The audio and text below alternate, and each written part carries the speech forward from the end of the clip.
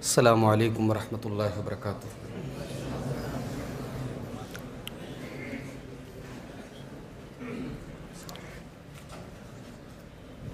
الحمد للہ نحمده ونستعینه ونستغفره ونعوذ باللہ من شرور انفسنا ومن سیئات اعمالنا من يهده الله فلا مضل له ومن يضلل فلا هادي له وأشهد أن لا إله إلا الله وحده لا شريك له وأشهد أن محمدًا عبده ورسوله يا أيها الذين آمنوا اتقوا الله حق تقاته ولا تموتن إلا وأنتم مسلمون يا أيها الناس اتقوا ربكم الذي خلقكم من نفس واحدة وخلق منها زوجها وبث منهما رجالا كثيرا ونساء واتقوا الله الذي تساءلون به والأرحام إن الله كان عليكم رقيبا يا أيها الذين آمنوا اتقوا الله وقولوا قولا سديدا يصلح لكم أعمالكم ويغفر لكم ذنوبكم ومن يطع الله ورسوله فقد فاز فوزا عظيما أما بعد فإن خير الحديث كتاب الله وخير الهدي هدي محمد صلى الله عليه وسلم وشر الأمور محدثاتها وكل محدثة بدعة وكل بدعة ضلالة وكل ضلالة في النار۔ أعوذ بالله من الشيطان الرجيم، بسم الله الرحمن الرحيم۔ كل نفس ذائقة الموت وإنما توفون أجوركم يوم القيامة فمن زحزح عن النار وأدخل الجنة فقد فاز وما الحياة الدنيا إلا متاع الغرور۔ معزز علماء کرام، محترم بزرگوں، نوجوان ساتھیوں، پردہ نشین ماں اور بہنوں، پیارے بچوں، اللہ تعالیٰ کی توفیق سے مرکز الامام بخاری کرنیل گنج کے اس سالانہ پروگرام میں ایک مرتبہ پھر آپ کے سامنے حاضر ہونے کا موقع مل رہا ہے۔ موسم کے اندر کافی ٹھنڈک آ چکی ہے۔ اس شدت کے باوجود آپ حضرات، مرد حضرات بھی، خواتین حضرات بھی، ایک بڑی تعداد میں آج کے پروگرام میں آئے ہیں۔ یہ آپ کے دینی جذبے کی اور قرآن و حدیث سے آپ کی محبت کی دلیل ہے۔ اللہ تعالی ہم سب کا یہ جذبہ قبول فرمائے۔ ہمارا یہاں جمع ہونا ہماری نیکیوں میں اللہ تعالیٰ لکھ دے، اور جو باتیں بیان کی گئیں یا کی جائیں گی، اللہ کہنے والوں کو، سننے والوں کو، سب کو عمل کی توفیق نصیب فرمائے، آمین۔ مجھے یہ حکم دیا گیا ہے کہ موت کے تعلق سے کچھ باتیں آپ کے سامنے رکھوں، اور اس موضوع کا ایک پس منظر یہ بتایا گیا مجھے کہ غالباً اس علاقے میں کئی لوگوں کا انتقال ڈینگو کی وجہ سے ہوا ہے، اور کئی جوان لوگوں کی بھی موت اس بیماری میں ہوئی ہے۔ آپ جانتے ہیں کہ ڈینگو ایک ایسی بیماری ہے، جب کسی شہر میں پھیلتی ہے تو بڑی تیزی سے پھیل جاتی ہے۔ اس طریقے کی بیماریوں کو وبا کہا جاتا ہے۔ صحابہ کرام کے دور میں ایک مرتبہ طاعون کی بیماری پھیلی تھی۔ حضرت عمر فاروق کے دور میں سن 18 ہجری میں ملک شام کے ایک علاقے امواس کے اندر طاعون کی بیماری پھیلی تھی، اور بہت سارے صحابہ، ایک روایت کے مطابق 18,000 صحابہ اس بیماری میں اللہ کو پیارے ہوئے تھے۔ اور طاعون کے بارے میں اللہ کے رسول صلی اللہ علیہ وسلم کی صحیح حدیث ہے کہ طاعون میں جس کا انتقال ہوتا ہے وہ شہید ہوتا ہے۔ تو گویا ہم یہ کہہ سکتے ہیں کہ اس بیماری کی وجہ سے 18,000 صحابہ کرام شہید ہوئے تھے۔ اس بیماری میں بڑے بڑے جلیل القدر صحابہ، اس میں سے ایک اہم نام حضرت ابو عبیدہ ابن جراح رضی اللہ تعالیٰ عنہ کا بھی، وہ اسی بیماری کی وجہ سے ان کا انتقال ہوا تھا۔ تو اس طریقے کی بیماریاں بھی کبھی کبھی اللہ تعالیٰ کی طرف سے بہت بڑا امتحان ہوتی ہیں۔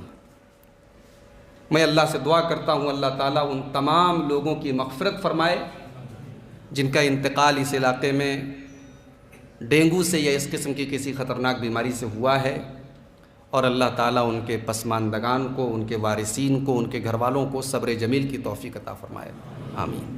اور اللہ تعالیٰ ہم سب کو اس مہلک مرض سے محفوظ رکھے، آمین۔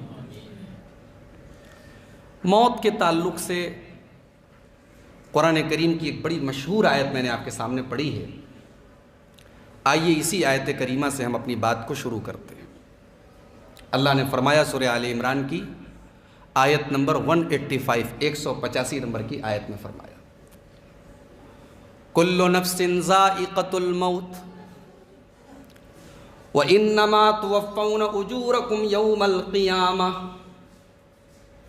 میرے بندو، ہر نفس کو مرنا ہے، ہر جاندار کو مرنا ہے، ہر نفس کو موت کا مزہ چکھنا ہے۔ یہاں اللہ تعالیٰ نے ذائقہ کا لفظ استعمال کیا۔ ذائقہ کا مطلب ٹیسٹ کرنا، چکھنا، یعنی موت کا مزہ سب کو چکھنا ہے۔ دنیا میں بہت ساری چیزیں ہیں جو بہت کڑوی اور کسیلی ہوتی ہیں، لیکن دنیا میں کسی نہ کسی نے تو اس کو چکھا ہے، تب تو ہم کو معلوم ہوا کہ یہ چیز کڑوی ہے۔ لیکن موت ایک عجیب و غریب چیز ہے۔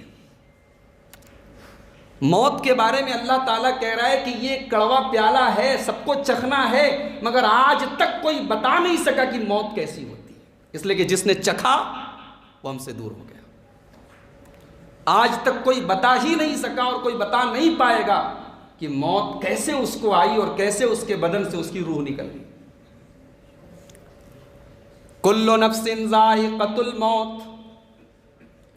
میرے بندو، امیر کو بھی یہ موت آئے گی، غریب کو بھی یہ موت آئے گی،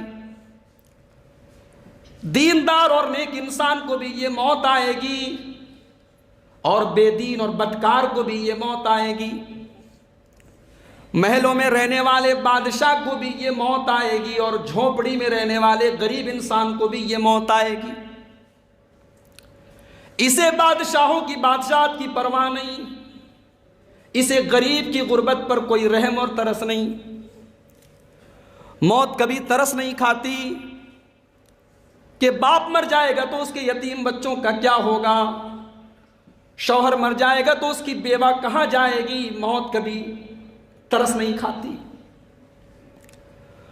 موت عمر دیکھ کر کے بھی نہیں آتی، چلو تم 60 سال کے ہو گئے تب تمہیں موت آئے گی، 70 سال کے ہو گئے تب تمہیں موت آئے گی، تم نے زندگی گزار لی تب تمہیں موت آئے گی۔ موت کبھی عمر دیکھ کر کے اور ٹائم دیکھ کر کے بھی نہیں آئے گی۔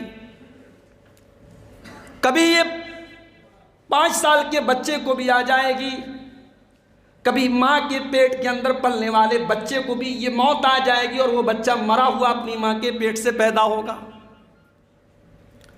کبھی یہ 20 سال کے اس نوجوان کو بھی آئے گی، اس نوجوان سے اس کے ماں باپ کو بڑی امیدیں تھیں، بڑی آرزویں تھیں۔ کبھی یہ اس نئی شادی کرنے والے اس نوجوان کو بھی آئے گی جس کی دلہن نے اس کے ساتھ ساری زندگی گزارنے کا عہد کیا تھا۔ کل نفس ذائقۃ الموت، میرے بندو یہ موت سب کو آئے گی اور اپنے ٹائم سے آئے گی، یہ کسی پر ترس نہیں کھائے گی، یہ کسی پر رحم نہیں کھائے گی۔ آپ کو اپنے باپ سے بہت محبت ہے، بہت چاہتے ہیں آپ اپنے باپ کو، 24 گھنٹے آپ اپنے باپ کی دیکھ بھال کرتے ہیں، لیکن باپ کے اوپر جب ملک الموت آئیں گے اور موت کا ٹائم آئے گا، آپ کی محبت آپ کے باپ کو آپ سے جدا ہونے سے نہیں بچا پائے گی۔ ملک الموت جب موت لے کر کے آئیں گے، آپ کی آنکھوں کے سامنے آپ کا باپ آپ سے جدا ہو جائے گا اور آپ کچھ نہیں کر پائیں گے۔ ہاں، یہ موت ایک ایسی چیز اللہ تعالیٰ نے رکھی ہے دنیا کے اندر جو انسان کو اس کی اوقات بتاتی ہے، جو انسان کو اس کی بے بسی بتاتی ہے۔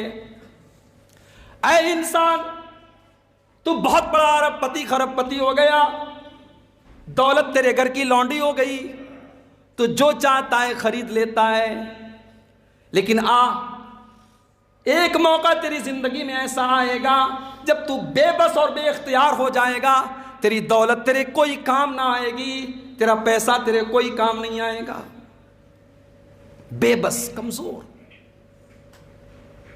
کبھی آپ دیکھیے ارب پتی لڑکا ہے، باپ کو ہاسپٹل میں لے کے گیا ہے، ڈاکٹر سے کہہ رہا ڈاکٹر صاحب جو چاہیے میں دے دوں گا، میرے باپ کو بچا لیجیے، یا اس کا الٹا کر دیجیے، باپ کہہ رہا ہے ڈاکٹر سے ڈاکٹر صاحب کچھ بھی کریے میرے بیٹے کو بچا لیجیے۔ ڈاکٹر بہت بڑا ماہر ہے، میڈیکل سائنس کا، اپنے فن کا وہ ماہر ہے، اپنے فیلڈ کا وہ ایکسپرٹ ہے، مگر وہ ڈاکٹر بھی ایک ٹائم ایسا آتا ہے، وہ ڈاکٹر بھی اپنے ہتھیار ڈال دیتا اور کہتا ہے صاحب اس کو دوا کی نہیں، اب دوا کی ضرورت ہے، میں کچھ نہیں کر سکتا۔ آپ کروڑوں لے کر کے کھڑے ہیں، لیکن ہاسپٹل آپ کے بیٹے کو نہیں بچا سکتا ہے، کیونکہ موت اس کی آ چکی ہے۔ او لوگوں، یہ موت ہماری اوقات ہمیں بتاتی، ہماری حیثیت ہمیں بتاتی ہے۔ اسی لیے تو اللہ تعالیٰ قرآن کریم میں سورہ واقعہ کے اندر اس موت کا منظر، اس موت کا نقشہ کھینچتے ہوئے بتاتا ہے، کَلَّا اِذَا بَلَغَتِ الْحُلْقُومَ، میرے بندے یاد کرو جب موت کا ٹائم آتا اور تمہاری جان تمہارے حلق تک پہنچ جاتی ہے، تمہاری روح تمہارے بدن سے نکلنے والی ہوتی ہے، وَأَنْتُمْ حِينَئِذٍ تَنْظُرُونَ، اور تم اپنے رشتہ دار کو، اپنے باپ کو، اپنے بیٹے کو، اپنی بیوی کو، اپنے بچے کو اپنی آنکھوں سے مرتا ہوا دیکھ رہے ہو۔ کبھی اگر آپ کا اتفاق پڑا ہو کسی انسان کی موت کو قریب سے دیکھنے کا، قرآن کریم کی اس آیت کو سامنے رکھیے، سامنے بستر پر بیٹا لیٹا ہوا ہے، باپ اپنی آنکھوں سے دیکھ رہا ہے، بستر پر شوہر لیٹا ہوا ہے اور بیوی اپنی آنکھوں سے دیکھ رہی ہے۔ قرآن کریم ساری دنیا کے انسانوں کو چیلنج کر رہا ہے، فَلَوْلَا إِذَا بَلَغَتِ الْحُلْقُومَ، میرے بندو یاد کرو جب تمہاری جان کے نکلنے کا ٹائم آتا ہے، جب تمہاری روح کے نکلنے کا ٹائم آتا ہے، وَأَنْتُمْ حِينَئِذٍ تَنْظُرُونَ، تم اپنی آنکھوں سے دیکھ رہے ہو کہ تمہارا رشتہ دار جا رہا ہے، تمہارا قریبی جا رہا ہے، تمہارا اپنا دنیا سے جا رہا ہے۔ وَنَحْنُ أَقْرَبُ إِلَيْهِ مِنْكُمْ وَلَكِنْ لَا تُبْصِرُونَ، میرے بندو تمہیں یہ لگتا ہے کہ مرنے والے سے سب سے زیادہ قریب تو تم ہی ہو، اس کی چارپائی کے پاس تم ہی بیٹھے ہو، اس کے ہاتھ کو پکڑ کر کے تم بیٹھے ہو۔ وَنَحْنُ أَقْرَبُ إِلَيْهِ مِنْكُمْ، تم سے بھی زیادہ قریب ہم اپنے بندے کے ہیں، تم سے زیادہ قریب تو ہم ہیں، اس کی شہرک سے زیادہ قریب تو ہم ہیں، قریب ہیں ہم اس سے، اس بندے سے۔ فَلَوْلَا إِن كُنتُمْ غَيْرَ مَدِينِينَ، میرے بندو اگر تمہیں لگتا ہے اس کائنات کا کوئی کریٹر نہیں ہے، اس دنیا کا کوئی خالق نہیں ہے، تمہارے اوپر کسی مالک کا کنٹرول نہیں ہے، تم کسی اللہ کے پیدا کیے ہوئے نہیں ہو، تمہیں کسی نے پیدا نہیں کیا ہے، تمہاری سانسوں کو، تمہاری دھڑکنوں کو کوئی چلانے والا نہیں ہے، فَلَوْلَا إِن كُنتُمْ غَيْرَ مَدِينِينَ تَرْجِعُونَهَا إِن كُنتُمْ صَادِقِينَ۔ میرے بندو اگر تمہیں یہ لگتا ہے کہ تمہارے اوپر کسی کا کنٹرول نہیں ہے، کسی کا اختیار نہیں ہے، تو ذرا اس مرنے والے کو بچا کر کے دکھا دو، ذرا اس کی جان کو نکلنے سے بچا کر کے دکھا دو۔ نہیں بچا سکتا، موت نہیں چھوڑے گی۔ کل نفس ذائقۃ الموت، اللہ نے انسان بھی نہیں کہا، نفس کا، نفس کا مطلب جان، جان ہے تو بے جان ہونا ہے۔ میں یہاں وضاحت کر دوں، اگر موت سے کسی کو چھٹکارا ہوتا، موت سے اگر کوئی بچنے والا ہوتا، تو اللہ کے نبیوں کو شاید اللہ تعالیٰ موت سے بچا لیتا، کیونکہ اللہ کے بندوں میں سب سے زیادہ اللہ کے محبوب بندے تو اللہ کے انبیاء اور رسول ہیں۔ مگر اللہ کے نبیوں کے اوپر بھی موت آئی، ان کو بھی اللہ تعالیٰ نے دنیا میں ایک زندگی دی، اور جب ان کی زندگی کا ٹائم پورا ہو گیا تو اللہ نے ان کو بھی اپنے پاس بلا لیا۔ اور پھر نبیوں میں سب سے آخری نبی اور نبیوں کے سردار، امام کائنات، خاتم النبیین، جناب محمد الرسول اللہ صلی اللہ علیہ وسلم دنیا میں تشریف لائے۔ آپ نے بھی 63 سال کی زندگی گزاری، اور 63 سال کی زندگی گزارنے کے بعد سوموار کے دن ربیع الاول کی 12 تاریخ کو اللہ کے نبی بھی اس دار فانی سے کوچ کر گئے۔ آپ کے اوپر بھی موت آئی۔ ذرا سوچو میرے بھائیوں، موت سے اگر اللہ تعالیٰ کسی کو بچا لیتا تو شاید اپنے نبی کو، اپنے حبیب کو بچا لیتا، مگر اللہ نے قرآن میں اعلان کر دیا، غزوہ احد کا موقع ہے، صحابہ کرام کے بیچ میں افراتفری پھیلی ہوئی ہے، ایک صحابی شہید ہو گئے، افواہ اڑ گئی کہ اللہ کے نبی کا انتقال ہو گیا، اللہ کے نبی اللہ کو پیارے ہو گئے، شہید ہو گئے۔ صحابہ کے قدم پیچھے بھاگنے لگے، صحابہ کے قدم اکھڑنے لگے، جب ہمارے نبی ہی دنیا میں نہیں رہے تو کس کے لیے لڑیں، کس کے لیے جان دیں؟ صحابہ کرام پیچھے ہٹنے لگے۔ اس موقع پر اللہ تعالیٰ نے قرآن کی یہ آیت نازل کی، وَمَا مُحَمَّدٌ إِلَّا رَسُولٌ۔ او لوگو، تم نے کب سے یہ سمجھ لیا کہ محمد الرسول اللہ ہمیشہ دنیا میں رہنے کے لیے آئے ہیں؟ وَمَا مُحَمَّدٌ إِلَّا رَسُولٌ، وہ محمد الرسول اللہ تو اللہ کے رسول ہے، قَدْ خَلَتْ مِن قَبْلِهِ الرُّسُلُ، ان کے پہلے بھی دنیا میں رسول آئے ہیں۔ أَفَإِن مَاتَ، اگر میرے نبی کو موت آ جائے، او قتل، یا آپ کو قتل کر دیا جائے، شہید کر دیا جائے، انقلبتم علی اعقابکم، تو کیا تم اپنی ایڑیوں کے بل پلٹ جاؤ گے؟ کیا تم مرتد ہو جاؤ گے؟ کیا تم اسلام کو چھوڑ دو گے؟ نبی کے دنیا سے جانے کے بعد بھی اسلام باقی رہے گا، نبی کا دین باقی رہے گا، نبی کا مشن باقی رہے گا۔ اس امت کی بدنصیبی ہے، اس امت کو نبی کا جشن یاد ہے، نبی کا مشن یاد نہیں۔ نبی کے آنے کا جشن معلوم ہے، لیکن نبی کا مشن معلوم نہیں ہے۔ اور افسوس، شیطان نے ہمیں بہکایا بھی تو کس طریقے سے بہکایا۔ نبی کی پیدائش کی تاریخ، سیرت کی تمام کتابیں آپ اٹھا کے دیکھ لیجئے، بہت اختلاف ہے علماء کا، مہینے میں اختلاف ہے، اللہ کے نبی کس مہینے میں پیدا ہوئے، حالانکہ زیادہ تر اقوال یہی ہے کہ ربیع الاول میں آپ پیدا ہوئے۔ پھر کس تاریخ کو پیدا ہوئے اس میں اختلاف ہے، لیکن اس پر لگ بھگ زیادہ تر مورخین اور سیرت نگاروں کا اتفاق ہے کہ آپ کی وفات 12 ربیع الاول کو ہوئی، اور یہ وہ تاریخ تھی جسے اگر میں یہ کہوں کہ صحابہ کی زندگی میں اس سے زیادہ غم اور افسوس کی کوئی تاریخ نہیں تو شاید غلط نہیں ہوگا۔ یہ وہ تاریخ تھی جس دن رسول اکرم صلی اللہ علیہ وسلم اپنے صحابہ کو روتا بلکتا اور افسوس اور غم کی حالت میں چھوڑ کر کے اللہ کو پیارے ہوئے تھے۔ یہی 12 ربیع الاول کا دن تھا، صحابہ کرام فجر کی نماز اپنے نبی کی بیماری کی وجہ سے ابو بکر صدیق کی امامت میں پڑھ رہے تھے۔ اللہ کے رسول کی طبیعت میں تھوڑا سا افاقہ ہوا تھا۔ اللہ کے پیارے نبی اپنے حجرے کے اپنے کمرے کے دروازے پر آتے ہیں، پردہ ہٹاتے ہیں اور اپنے صحابہ کو نماز پڑھتے ہوئے دیکھتے ہیں۔ اللہ کے پیارے نبی کے چہرے پر مسکراہٹ آ جاتی ہے، میری امت نماز پڑھ رہی ہے، میرے صحابہ نماز پڑھ رہے ہیں۔ اللہ کے نبی کے چہرے پر مسکراہٹ آ جاتی ہے، گویا نبی کو ایک اطمینان ہے کہ اللہ اگر تو نے مجھے اپنے پاس بلا بھی لیا تو میری امت میرے دین کو قائم رکھے ہوئے ہے، میرا مشن چل رہا ہے، نماز قائم ہے۔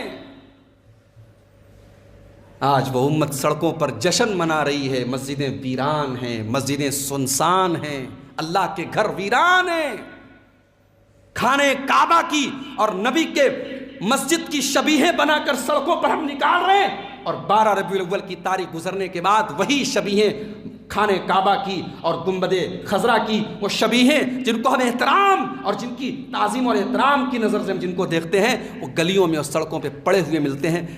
اخباروں میں خبر آئی اور سوشل میڈیا پہ ویڈیو آیا۔ یہ ہماری محبت کا حال ہے۔ نبی نے صحابہ کو نماز پڑھتے ہوئے دیکھا، نبی کے چہرے پر مسکراہٹ آ گئی، صحابہ نے اپنے نبی کی خوشبو محسوس کر لی، نبی کی آمد محسوس کر لی کہ اللہ کے نبی اپنے حجرے کے دروازے پر آئے ہیں۔ صحابہ کرام نماز کی حالت میں سبحان اللہ کہنے لگے، حضرت ابو بکر کو اشارہ کرنے لگے، ابو بکر پیچھے ہٹ جاؤ، امام اعظم آ گئے، امام کائنات آ گئے، تم پیچھے ہٹ جاؤ۔ نبی کائنات صلی اللہ علیہ وسلم نے اشارہ کیا، نمازی کی حالت میں آپ نے صحابہ کو اشارہ کیا، یعنی نماز اپنی پوری کرو۔ ابو بکر صدیق کو اشارہ کیا، نماز پوری کرو۔ صحابہ کہتے ہیں یہ آخری دیدار تھا جو ہم نے حیات محمدی صلی اللہ علیہ وسلم میں اپنے نبی کا کیا۔ چاشت کا وقت آیا، سوموار کا دن، نبی کائنات حجرہ عائشہ میں تشریف فرما ہے، اپنے بستر پہ لیٹے ہوئے، آپ کے بازو میں ایک پیالے میں پانی رکھا ہوا ہے۔ پیارے نبی اپنے ہاتھوں کو اس پانی میں ڈالتے ہیں اور اپنے چہرے پر وہ پانی ڈالتے ہیں اور کہتے ہیں اللہم اعنی علی سکرات الموت، پروردگار اپنے نبی کو موت کی سختیوں پر اپنے نبی کی مدد فرما۔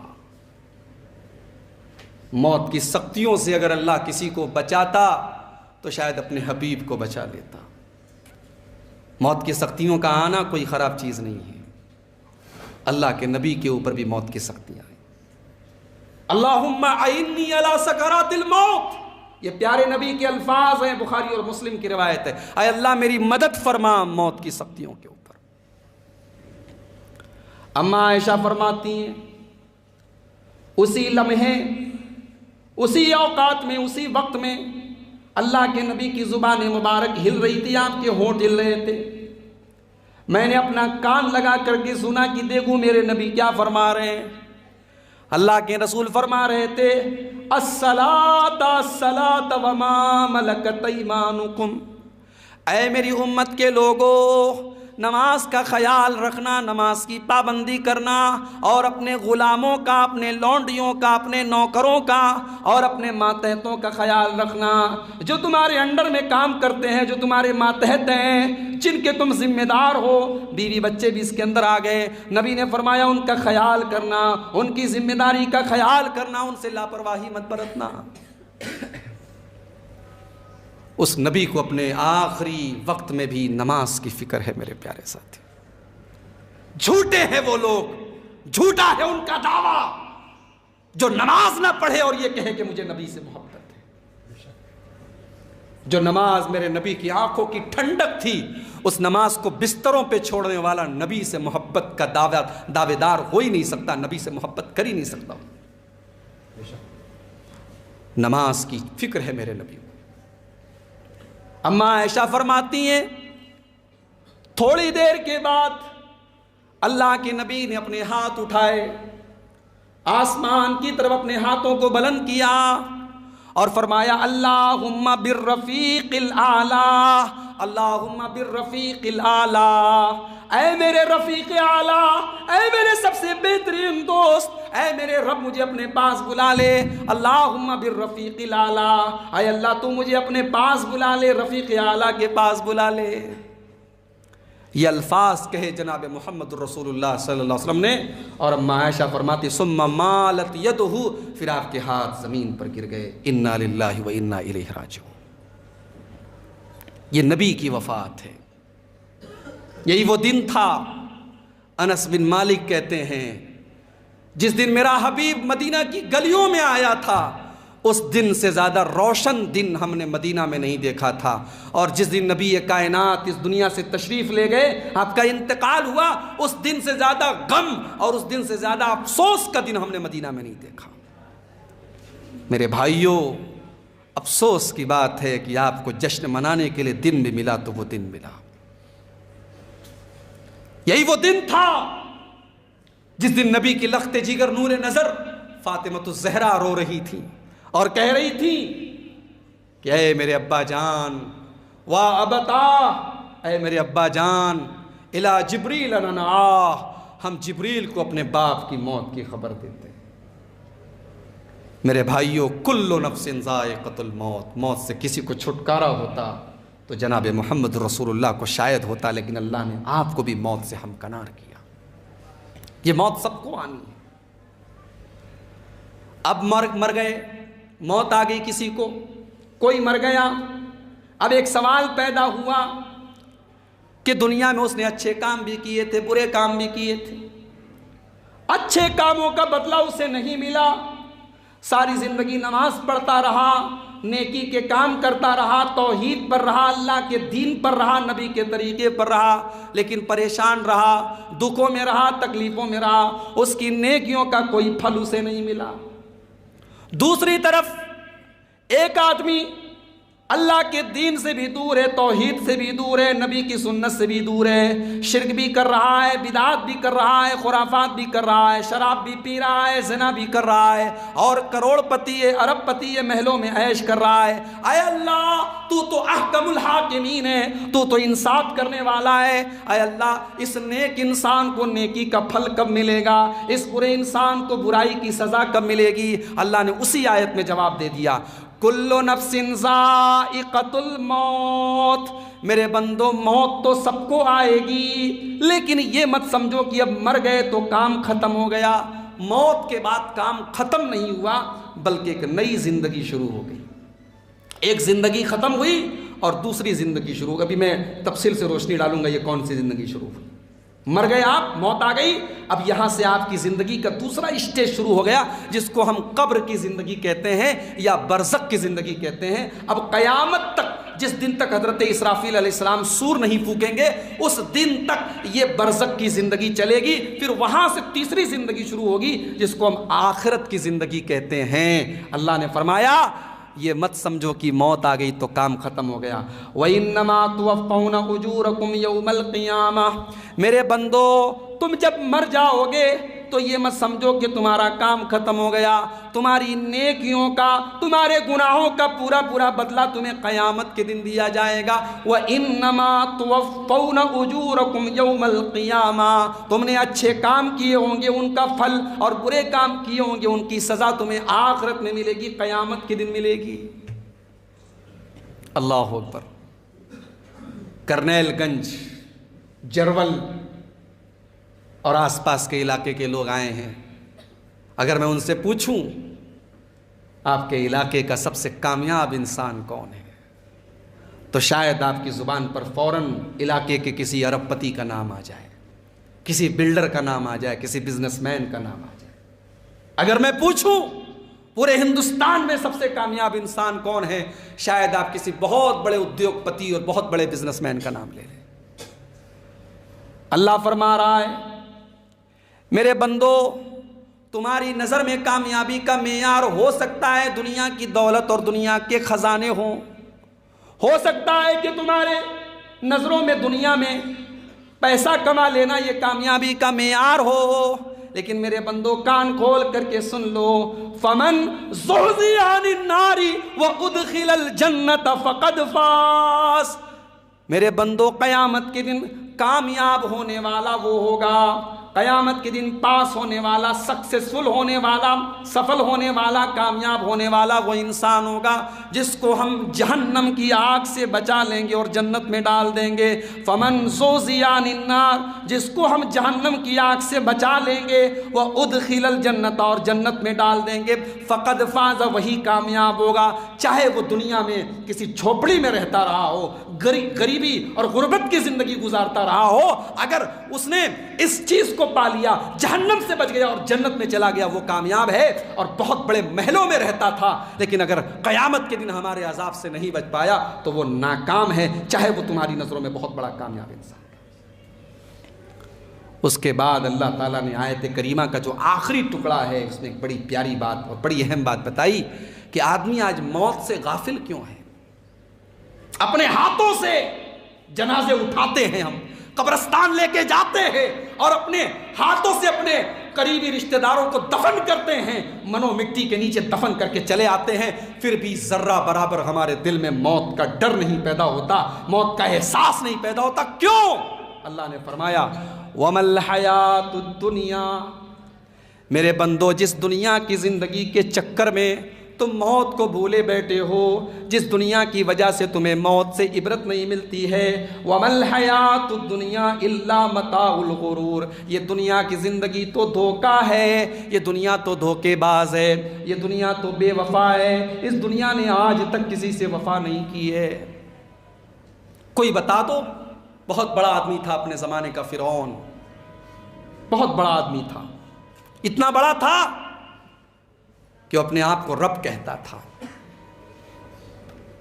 لیکن جب فرعون کا انجام آیا، جب فرعون کی موت کا ٹائم آیا، اللہ تعالیٰ نے موسیٰ علیہ السلام کو حکم دیا کہ اے موسیٰ تم اپنی لاٹھی کو پانی پر مارو۔ موسیٰ علیہ السلام نے لاٹھی کو پانی پر مارا، پانی میں راستہ بن گیا، دریائے قلزم میں راستہ بن گیا۔ موسیٰ علیہ السلام اور ان کے ساتھی آگے آگے جا رہے ہیں، پیچھے پیچھے فرعون پیچھا کر رہا ہے۔ موسیٰ علیہ السلام اور بنی اسرائیل جب دریائے قلزم کو پار کر گئے اور فرعون اور اس کے ساتھی جب سمندر کے دریا کے بیچ میں پہنچے، اللہ نے پانی کو ملا دیا، پانی کو ملا دیا اور فرعون ڈوب کر کے مر گیا، فرعون کے سارے ساتھی مر گئے، فرعون کے سارے درباری مر گئے۔ اب اللہ نے ذرا نقشہ کھینچا ہے میرے بھائیو، قرآن کریم کے اندر سورہ دخان کے اندر فرمایا کم ترکوا من جنات وعیون، میرے بندو دیکھو فرعون مر گیا، فرعون چلا گیا اور اپنے پیچھے کتنے بڑے بڑے محلوں کو چھوڑ کے چلا گیا، کتنے بڑے بڑے باغات کو چھوڑ کے چلا گیا، کتنے شاندار شاندار چشمے اور فوارے اس کے کھیتوں میں، اس کے باغیچوں میں۔ کم ترکوا من جنات وعیون، میرے بندو ذرا دیکھو تو صحیح، فرعون اور اس کے ساتھی چلے گئے اور اپنے پیچھے بڑے بڑے محل چھوڑ کے چلے گئے، وَزُرُوعٍ وَمَقَامٍ کَرِيمٍ، بہت بڑے بڑے کھیت تھے فرعون کے پاس، بہت بڑی بڑی بلڈنگیں تھی، بڑے بڑے محل تھے، سب چھوڑ کے چلا گیا فرعون۔ وَنَعْمَةٍ كَانُوا فِيهَا فَاكِهِينَ، اور فرعون نے اپنے پیچھے اپنا سارا عیش و آرام چھوڑ دیا، بڑے عیش و آرام سے رہتا تھا، بڑے نرم بستروں پر سویا کرتا تھا۔ آج ان بستروں پر کوئی سونے والا نہیں ہے، آج ان محلوں میں کوئی رہنے والا نہیں ہے، آج ان چشموں سے کوئی پانی پینے والا نہیں ہے، آج ان باغیچوں سے کوئی پھل توڑنے والا نہیں ہے۔ اللہ فرماتا ہے وَأَوْرَثْنَاهَا قَوْمًا آخَرِينَ، فرعون اور اس کے ساتھی چلے گئے اور ہم نے اس کے محلوں کا وارث کسی اور کو بنا دیا۔ مرتے ہیں ہم زمین کے لیے، مرتے ہیں ہم پراپرٹی کے لیے، ایک ایک فٹ زمین کے لیے بھائی بھائی میں مقدمہ بازی ہو رہی. کچہریوں میں چلے جاؤ, عدالتوں میں چلے جاؤ, مسلمانوں غیر مسلموں کے کیس کم ملیں گے, مسلمانوں کے کیس آپ کو زیادہ ملیں گے. لالچ اور مال کی محبت بھری پڑی ہے. کس کے لیے میرے بھائی, کس کے لیے تم پراپرٹیاں بنا رہے ہو؟ بناؤ گے تم, رہے گا کوئی اور, آباد کوئی اور ہوگا, اور حساب تم دو گے. سب ٹھاٹ پڑا رہ جائے گا جب لاد چلے گا بنجارا. موت نے چھوڑا ہے کسی کو؟ کروڑوں کی سمپتی ہے آپ کی, موت آئی, ساری پراپرٹی آپ کے وارثوں کی ہو گئی. آپ کو کیا ملا؟ 2 گز زمین ملے گی, وہ بھی اگر آپ اپنے گھر میں مرے ہیں تو ملے گی. فلائٹ کریش کر گئی, جہاز ہوا میں ختم ہو گیا تو لاش بھی آپ کی نہیں ملے گی. پانی میں ڈوب کے مر گئے تو شاید مچھلیاں آپ کے لاش کو لقمہ بنا لیں, کھا جائیں. میرے بھائیوں, اربوں کی سمپتی کمانے والا آج 2 گز زمین کا مالک ہے. جو اپنے کپڑے سلیکٹ کر کے اور قیمتی اور مہنگے کپڑے پہنتا تھا, آج ایک معمولی سا کفن کا کپڑا اس نے پہنا ہے. اور کسی کہنے والے نے بڑی اچھی بات کہی ہے کہ کفن ہی وہ کپڑا ہے دنیا کا, جس نے پہنا اس نے دیکھا نہیں, جس نے دیکھا اس نے پہنا نہیں. آج تک کوئی ایسا نہیں ہے جس نے اس کپڑے کو پہن کر کے دیکھا ہو. جس نے پہنا اس نے دیکھا نہیں, جس نے دیکھا اس نے پہنا نہیں. یہ کفن کا کپڑا ہے, یہ انسان کی حقیقت ہے. جس دنیا کے لیے ہم موت کو بھولے بیٹھے ہیں, وہ دنیا کتنے دنوں تک ہمارا ساتھ دیتی ہے؟ موت کا ٹائم آتا ہے, مال سارا ہمارا دوسروں کا ہو گیا, 1 روپیہ بھی ہمارے ساتھ جانے والا نہیں ہے. اب رشتہ دار بچے, بچے بچے, بیوی بچی, گھر والے بچے. چلو وہ لوگ تھوڑا ساتھ دیتے ہیں, آپ کو نہلاتے ہیں, کفناتے ہیں, دفناتے ہیں, 2-4 دن آنسو بہاتے ہیں, اس کے بعد وہ بھی بھول جاتے ہیں. گھر والے بھی آپ کو قبر میں آ کر کے نہیں پوچھیں گے کہ قبر میں کیسی زندگی گزر رہی ہے, گرمی لگ رہی ہے کہ ٹھنڈا لگ رہا ہے, پریشانی ہے کہ آسانی ہے, فرشتوں کے سوال کا تم نے صحیح جواب دیا کہ نہیں دیا, کوئی مدد نہیں کر پا رہے. گھر والے بھی مجبور ہیں, بے بس ہیں. جس بچے کے لیے آپ نے اپنی ساری زندگی لگا دی, جس بچے کا فیوچر بنانے کے لیے اور کیریئر بنانے کے لیے آپ نے حرام کاروبار بھی کیا, وہ بیٹا بھی آپ کے مرنے کے بعد کچھ نہیں کر سکتا ہے. آپ کی جنازے کی نماز پڑھ دے بس یہی بہت ہے. وہ بھی آج 90% لوگوں کو جنازے کی نماز کا طریقہ بھی نہیں آتا. سروے کر چکے ہیں ہم, جائزہ لے چکے ہیں, 90% لوگوں کو جنازے کی نماز کا طریقہ بھی نہیں آتا. اللہ رحم کرے. جنازے کی دعائیں نہیں معلوم ہے. کتنے لوگوں کو پتہ ہی نہیں جنازے کی نماز میں سورہ فاتحہ بھی پڑھنی چاہیے. میرے پیارے ساتھیوں, مال نے تو مرتے ہی, دم توڑتے ہی ساتھ چھوڑ دیا. گھر والوں نے کچھ دیر تک ساتھ دیا, نہلایا, کفنایا, دفنایا, 3-4 دن آنسو بہائے. آپ کی بیوی نے 4 مہینہ 10 دن عدت گزار لی, اس کے بعد وہ بھی بھول گئے.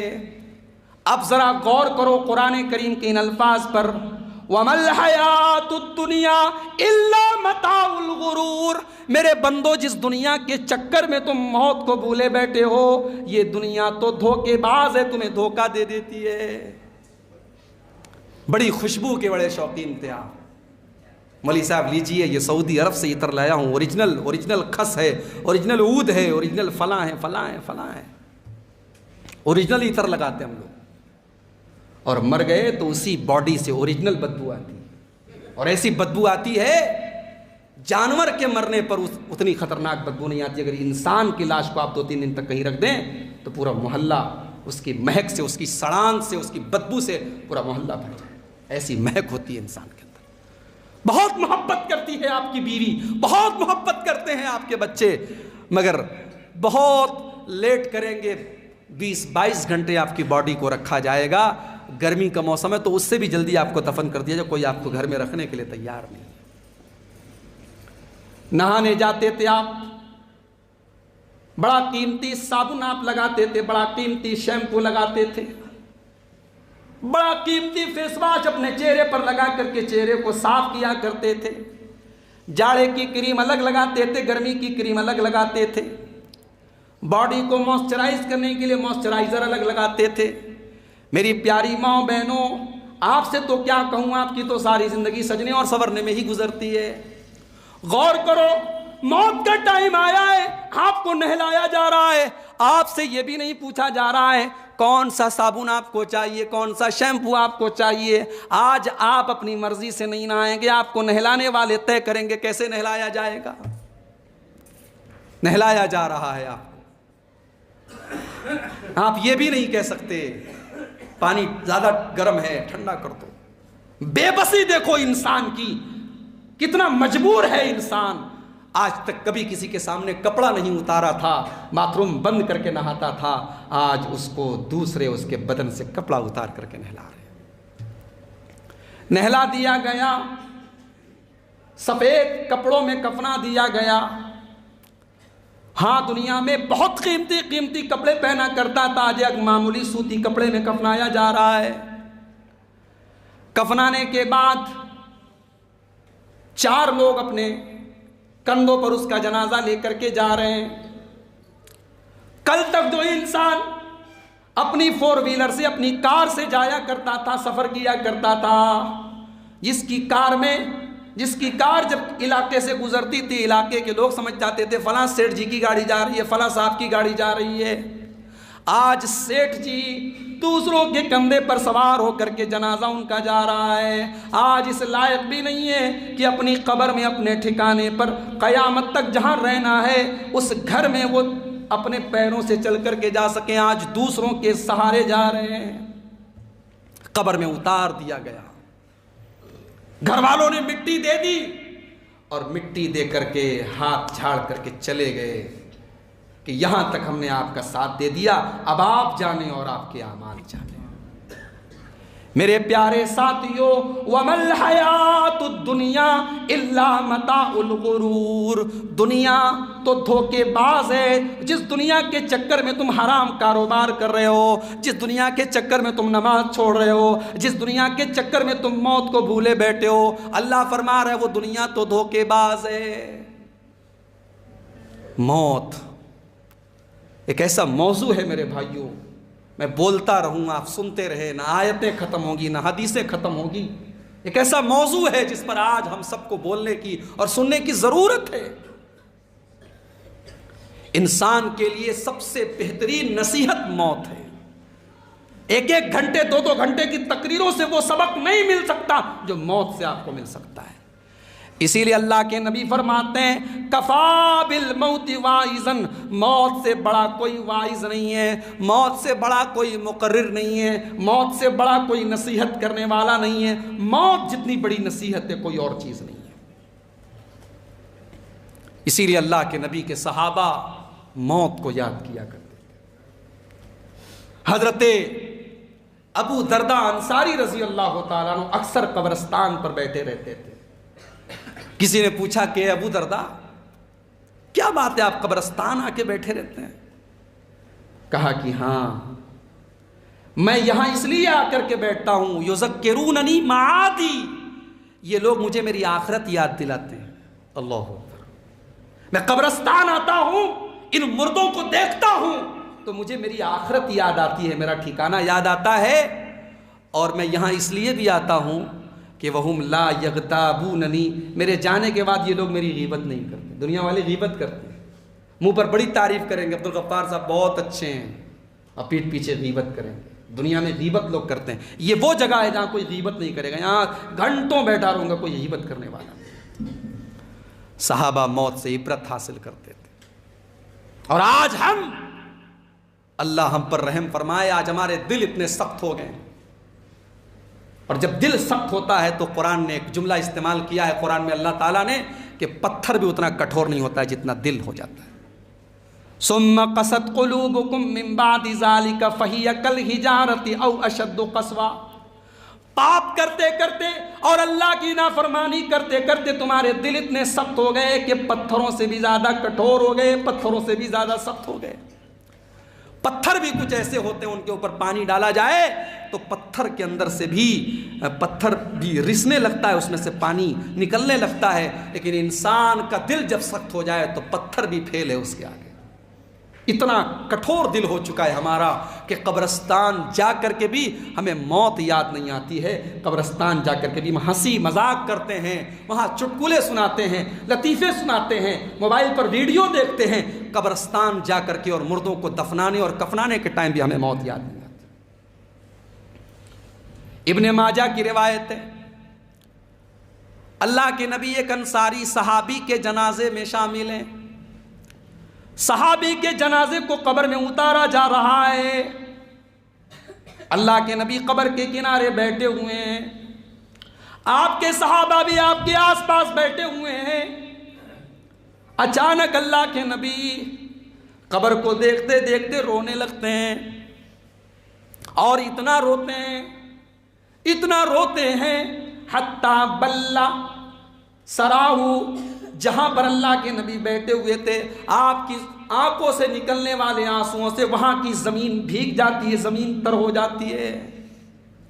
اس کے بعد اللہ کے نبی اپنے صحابہ سے کہتے ہیں لِمِثْلِ هَذَا فَأَعِدُّوا يَا إِخْوَانِي، اے میرے صحابہ اس دن کی تیاری کرو، اس قبر کی تیاری کرو، یہاں آنے کی تیاری کرو، یہاں تمہیں آنا ہے، اس جگہ تمہیں آنا ہے، یہ منزل تم سب کو دیکھنی ہے، یہاں کی تیاری کرو۔ اللہ کے پیارے نبی فرماتے ہیں ما رأیت منظرا افظع من القبر، میں نے قبر کے عذاب سے خطرناک کوئی منظر نہیں دیکھا ہے۔ قبر کے اندر جتنا خطرناک منظر ہوتا ہے میں نے اس سے خطرناک منظر اپنی زندگی میں نہیں دیکھا ہے۔ میرے پیارے بھائیوں، وہ منظر ایک دن ہمیں اور آپ کو بھی دیکھنا ہے، اور جس دن موت آئے گی اللہ کی قسم اس کے بعد آپ کو مہلت نہیں ملے گی، مہلت بس اسی دنیا تک ہے۔ مرنے کے بعد آپ اللہ تعالیٰ سے دعا کریں گے، تمنا کریں گے کہ اللہ ایک دن اور مل جائے۔ کس لیے؟ لڑکی کی شادی کر دوں؟ کس لیے دکان تھوڑی اور بڑھا لوں؟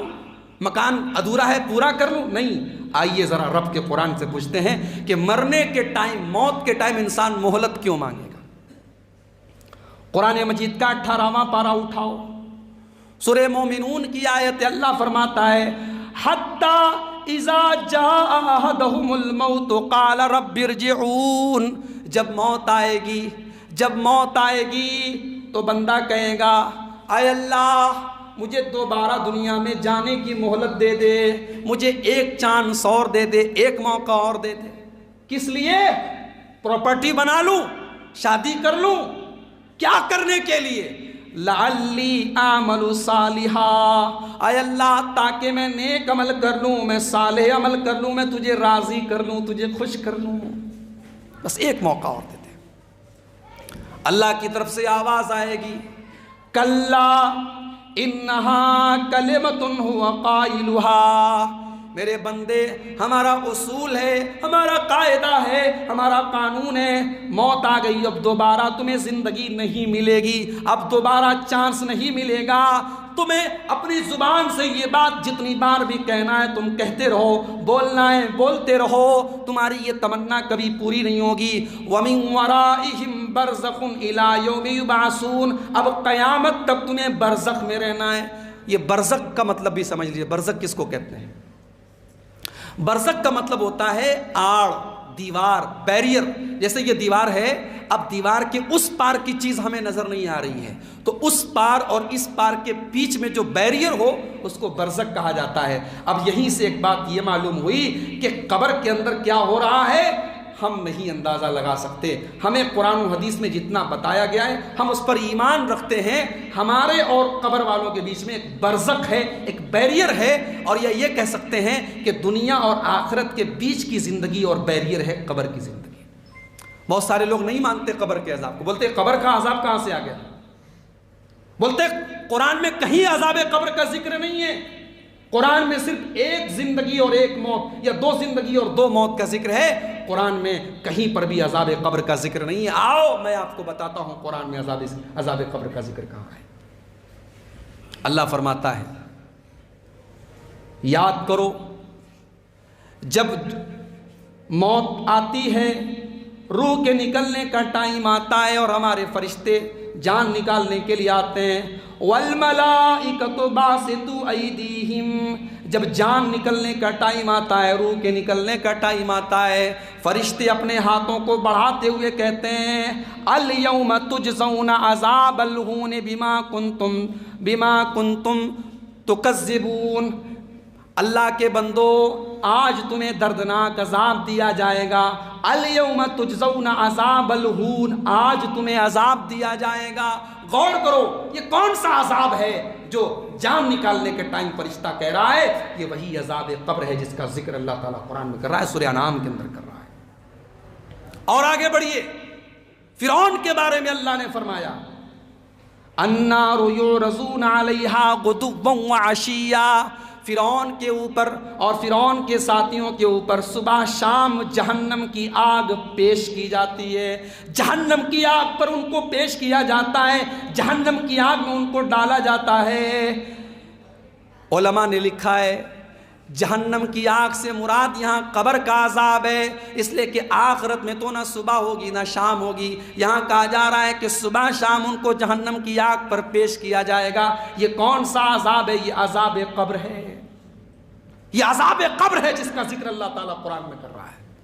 اور آگے بڑھیے، قرآن کا 14واں پارہ کھولیے، اللہ فرماتا ہے یثبت اللہ الذین آمنوا بالقول الثابت. اللہ اپنے ایمان والے بندوں کو ثابت قدم رکھے گا، مضبوط رکھے گا، ان کی مدد کرے گا.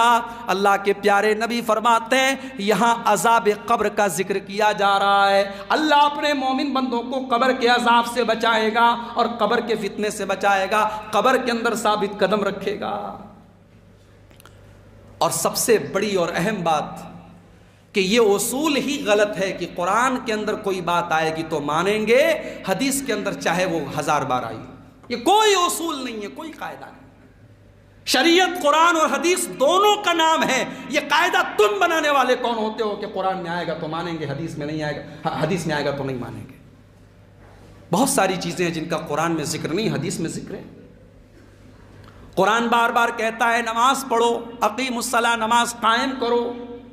قرآن میں رکوع کا ذکر ہے، قرآن میں سجدہ کا ذکر ہے، لیکن قرآن میں رکوع میں کیا پڑھا جائے کہیں موجود نہیں ہے، سجدے میں کیا پڑھا جائے کہیں موجود نہیں ہے، تشہد میں کیسے بیٹھا جائے قرآن میں کہیں ذکر نہیں ہے، سلام کیسے پھیرا جائے قرآن میں کہیں ذکر نہیں ہے، کتنے ٹائم کی نماز پڑھی جائے کچھ ذکر نہیں ہے، کتنی رکعت پڑھی جائے کہیں ذکر نہیں ہے.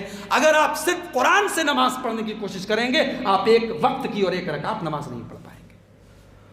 قرآن کہتا ہے سال میں 12 مہینے، ان عدت الشہور عند اللہ 12 شہرا، 12 مہینے، لیکن پورے قرآن میں کہیں پر بھی 12 مہینوں کے نام نہیں بتائے. قرآن کہتا 12 مہینوں میں 4 مہینے حرمت والے ہیں، حرام مہینے ہیں. وہ 4 مہینے کون سے حرام ہیں قرآن میں کہیں نہیں لکھا ہے. میرے بھائیوں یہ اصول ہی غلط ہے، یہ اسلام کے دشمنوں کا بنایا ہوا اصول ہے کہ قرآن میں بات آئے گی تو لے لیں گے چاہے حدیث میں آئی ہو. عذاب قبر کا ذکر حدیثوں میں ملتا ہے. میرے پیارے نبی کائنات کے امام رحمت للعالمین جب نماز پڑھتے تھے ہر نماز میں آپ اللہ سے دعا کرتے تھے اللہم انی اعوذ بک من عذاب القبر، اے اللہ میں تیری پناہ چاہتا ہوں قبر کے عذاب سے. اور یہاں پر ایک بڑے نقطے کی بات آپ کو بتاؤں کہ قبر جو ہے، قبر کے اندر جب ہم کسی کو دفناتے ہیں تو قبر اس کو دبوچتی ہے.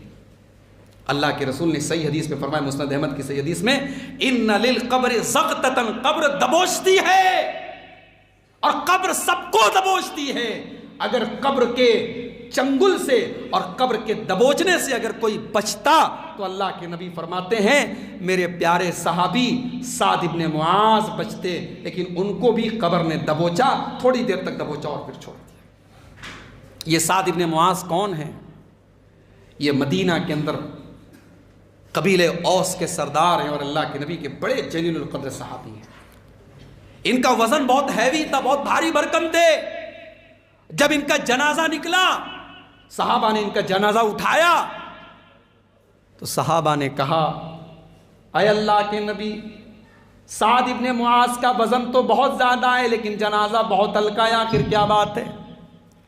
منافقین نے مذاق بھی اڑایا اور الٹی سیدھی باتیں بھی کہی کہ دیکھو ان کے جنازے کا وزن بالکل ہلکا ہو گیا ہے۔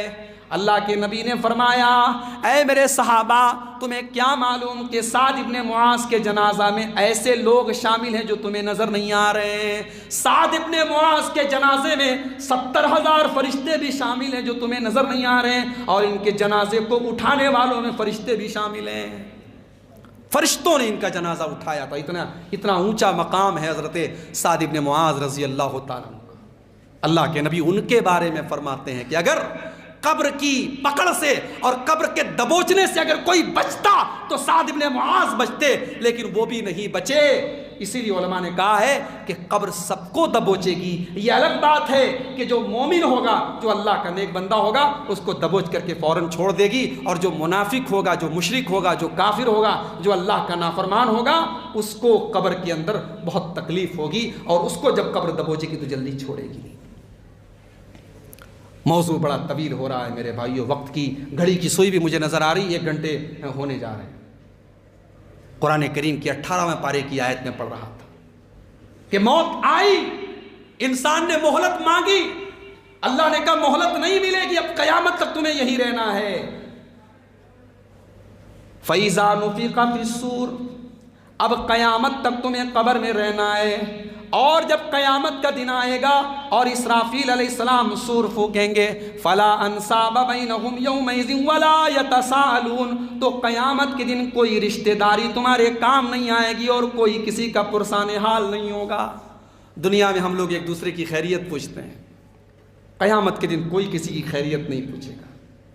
بیوی شوہر سے، شوہر بیوی سے، بچے ماں سے، ماں بچوں سے، کوئی کسی اس کی خیریت نہیں پوچھے گی، کوئی رشتہ کام نہیں آئے گا، کوئی حسب نسب کام نہیں آئے گا۔ فَمَن ثَقُلَتْ مَوَازِينُهُ، جس کی نیکیوں کا پلڑا قیامت کے دن بھاری ہوگا، فَأُولَئِكَ هُمُ الْمُفْلِحُونَ، وہی لوگ کامیاب ہوں گے۔ وَمَنْ خَفَّتْ مَوَازِينُهُ، اور جس کی نیکیوں کا پلڑا ہلکا پڑے گا، فَأُولَئِكَ الَّذِينَ خَسِرُوا أَنفُسَهُمْ، اللہ فرماتا ہے وہ جہنم میں جائیں گے اور جہنم میں پڑے رہیں گے۔ میری ماں و بہنوں، اب ذرا اگلی آیت کے اوپر غور کرو، اللہ کیا فرما رہا ہے؟ یوم تلفح وجوہہم النار، قیامت کے دن جب جہنم میں لوگوں کو ڈالا جائے گا، ان کے خوبصورت چہروں کو جہنم کی آگ جھلسا کر کے رکھ دے گی۔ یوم تلفح وجوہہم النار وہم فیہا کالہون، دنیا میں بڑے خوبصورت تھے، بڑے ہینڈسم تھے، بڑے اسمارٹ تھے، ٹک ٹاک پر ان کی ویڈیو آیا کرتے تھے، فیس بک پر وہ اپنی ڈی پی لگایا کرتے تھے، میک اپ کرنے کے لیے کھڑی ہوتی تھی، 1 گھنٹے تک میک اپ کرتی تھی۔ تلفح وجوہہم النار، جہنم کی آگ اس کے چہرے کو فرائی کر دے گی۔ اللہ اکبر، جہنم کی آگ چہرے کو فرائی کر دے گی، چہرے کو جھلسا دے گی۔ مئی اور جون کی گرمی میں ہم گھر سے نکلتے ہیں تو رومال ڈال لیتے ہیں، ہماری مائیں بہنیں اسکارف ڈالتی ہیں، جو پردہ نہیں کرتی ہیں بیچاری وہ بھی گرمی کے موسم میں اسکارف ڈال لیتی ہیں تاکہ چہرہ دھوپ سے جھلس نہ جائے۔ چہرے کی فکر ہے، دنیا کی گرمی سے چہرہ بچ جائے اس کی فکر ہے، جہنم کی آگ سے اپنے چہرے کو بچانے کی کوئی فکر نہیں ہے۔ شادیوں کا سیزن آج کل چل رہا ہے، مجھے نہیں معلوم آپ کے شادیاں ہو رہی، بنارس میں اور علاقوں میں شادیوں کا سیزن ہے۔ جو عورت کبھی شوہر کے لیے میک اپ نہیں کرتی، کبھی شوہر کے لیے نہیں سنورتی، کبھی شوہر کے لیے قاعدے کے کپڑے بھی نہیں پہنتی، وہی عورت شادی میں جا رہی ہے تو پورا سج سنور کے دلہن بن کے جا رہی ہے، جبکہ اسے معلوم ہے کہ شادی میں وہاں پردے کا وہ ماحول نہیں رہے گا۔ مرد حضرات بھی وہاں شادیوں میں رہتے ہیں، ان کے سامنے بھی گزر ہوتا ہے، لیکن بے پردگی اور بے حیائی کا ایک سیلاب آج ہمارے یہاں شادیوں میں آ رہا ہے۔ مسلمانوں کے گھروں کی لڑکیاں، اور ایک قدم اور آگے بڑھ کے کہوں دیندار گھروں کی لڑکیاں، جن کے باپ نمازی ہیں، جن کی مائیں تہجد پڑھتی ہیں، ان گھروں کی بیٹیاں آج ٹک ٹاک پر اپنے حسن کے جلوے بھی کھیر رہی ہیں، اپنی خوبصورتی کا منظر دنیا کو دکھا رہی ہیں۔ مسلمان تجھے کیا ہو گیا ہے؟ میری ماں بہنوں تمہیں کیا ہو گیا ہے؟ تم کون سی ڈگر پہ چل رہی ہو، کون سے راستے پر چل رہی ہو؟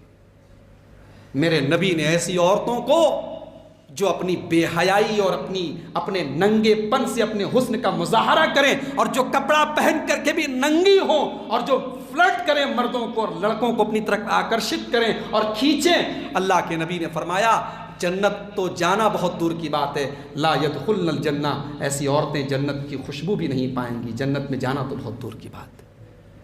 میری پیاری ماں بہنوں، آج قرآن کریم کی اس آیت کو اپنے سامنے رکھو۔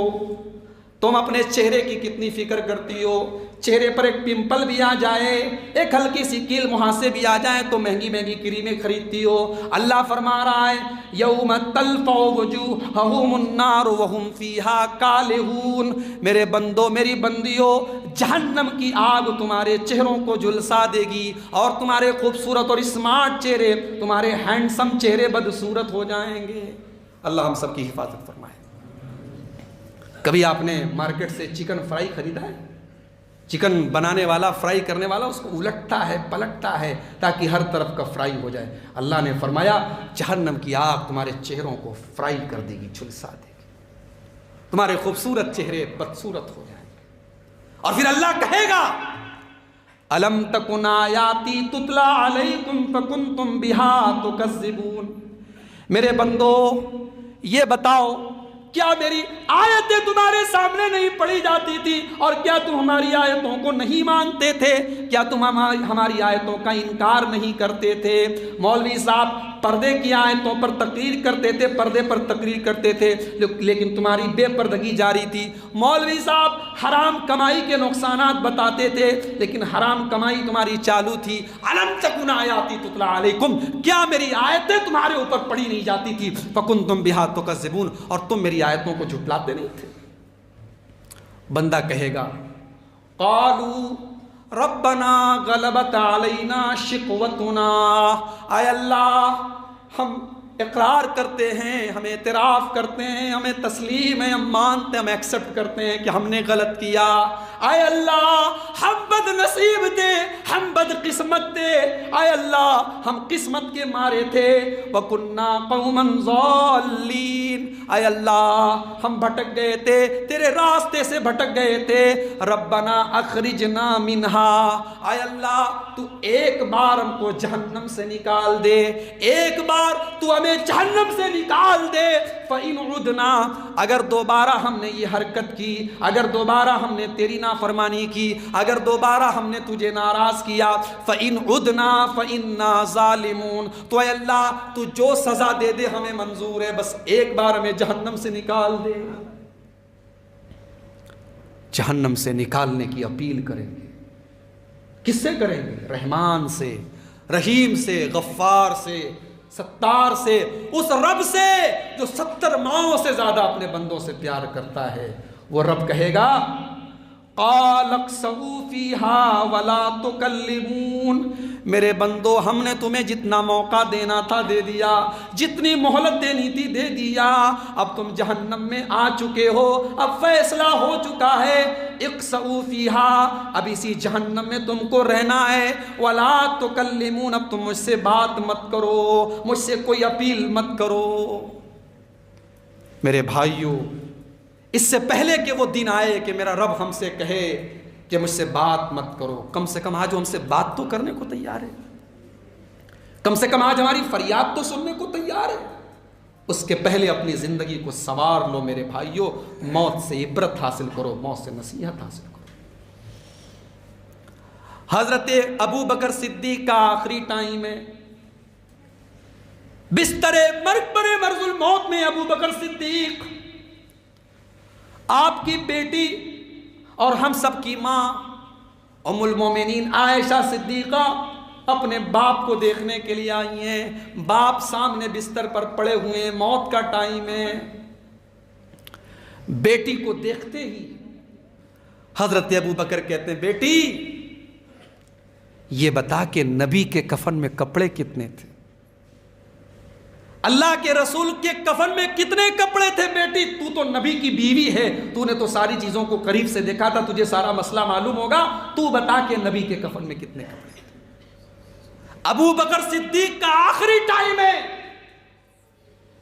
پراپرٹی کو لے کر کے سوال نہیں کر رہے ہیں بچی سے اپنے، گھر کے بارے میں سوال نہیں کر رہے ہیں، سوال کر رہے ہیں کہ میری بیٹی میرے نبی کے کفن میں کپڑے کتنے تھے۔ پتہ یہ چلا صحابہ کرام اپنی موت کے ٹائم بھی اس بات کی فکر کرتے تھے کہ میرا جنازہ بھی نبی کی سنت کے مطابق ہو۔ اور میرے بھائیوں، میری ایک اپیل ہے آپ سے، گزارش ہے آپ سے، اگر ہو سکے تو اپنی زندگیوں میں یہ وصیت کر کے جانا کہ میری جنازے کی نماز وہ پڑھائے جو کم سے کم جنازے کی نماز میں سورہ فاتحہ پڑھے، جو کم سے کم جنازہ نبی کے طریقے پر پڑھائے، اور اپنے مرنے کے پہلے یہ وصیت کر کے جاؤ اپنے بچوں کو کہ میرے جنازے میں کوئی بدعات اور خرافات کا کوئی کام مت کرنا، میرا جنازہ میرے نبی کے طریقے کے مطابق کرنا۔ یہی سبق دیا ہمیں صحابہ نے، یہی سبق دیا ہمیں صحابہ نے۔ ابو بکر صدیق کا آخری ٹائم ہے اور سوال کر رہے اپنی بیٹی سے۔ اور ایک مسئلہ اور معلوم ہوا کہ علم میں رشتہ نہیں دیکھا جاتا ہے۔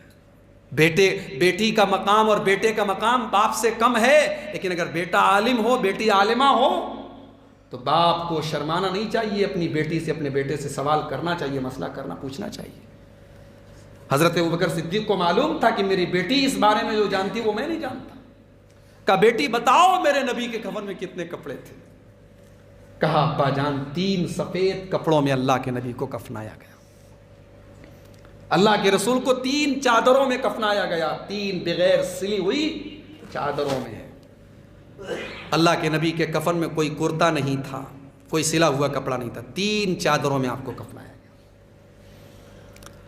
حضرت ابوبکر صدیق نے دیکھا کہ ان کا ایک کپڑا وہیں پر رکھا ہوا ہے جس کو بیماری کے دنوں میں وہ پہنا کرتے تھے، سفید رنگ کا کپڑا تھا، اور کپڑا پرانا سا کپڑا تھا، بوسیدہ سا کپڑا تھا، کپڑے پر کچھ داغ بھی لگے ہوئے تھے۔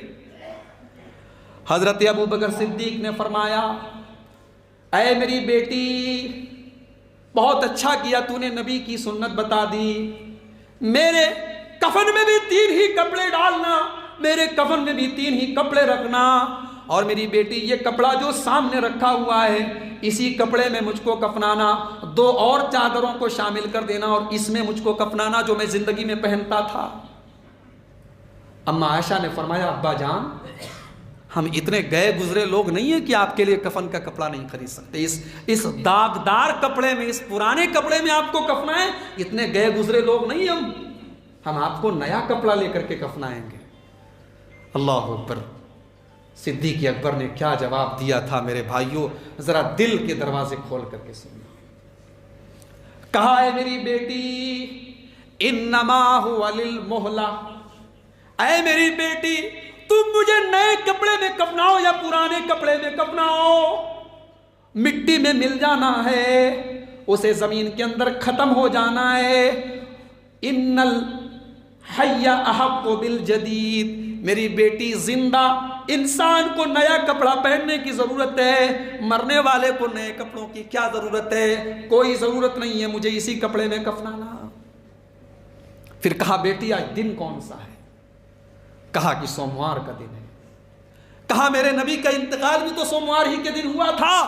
کہا کہ کاش میرا انتقال بھی سوموار کے دن ہو جائے۔